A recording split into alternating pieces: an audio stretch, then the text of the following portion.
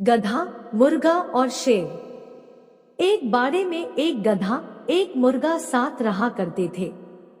एक दिन एक शेर उस गधे के ऊपर झपटने ही वाला था कि मुर्गे ने उसे देख लिया और जोर से चिल्ला दिया।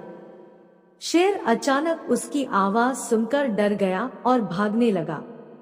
गधे ने शेर को भागते देखा तो बहुत प्रसन्न हुआ। उसने सोचा कि अगर मैं जंगल के राजा शेर का पीछा करूं तो सारे जानवर उसका बहुत सम्मान करेंगे। यह सोचकर वह शेर के पीछे दौड़ पड़ा।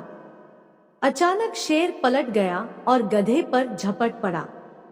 गधे की मौत वहीं पर हो गई और वह तुरंत मर गया। शिक्षा, घमंड नादानी से शुरू होता है और बर्बादी से खत्म होता है। बहुत समय पहले की बात है।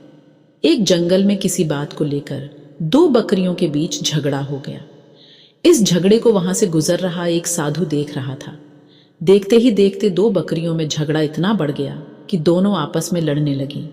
उसी समय वहां से एक सियार भी गुजरा। वह बहुत भूखा था।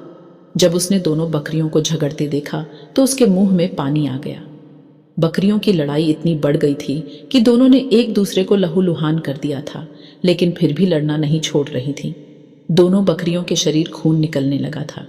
भूखे सियार ने जब जमीन पर फैले खून की तरफ देखा तो उसे चाटने लगा और धीरे धीरे उनके करीब जाने लगा।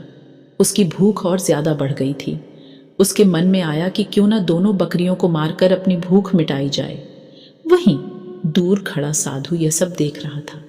जब उसने सियार को दोनों बकरियों के बीच जाते हुए देखा तो सोचा कि अगर सियार इन दोनों बकरियों के और करीब गया तो उसे चोट लग सकती है, यहां तक कि उसकी जान भी जा सकती है।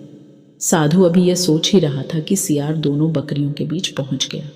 बकरियों ने जैसे ही उसे अपने पास आते देखा तो दोनों ने लड़ना छोड़कर उस पर हमला कर दिया। अचानक हुए हमले से सियार अपने आप को संभाल नहीं सका और चोटिल हो गया।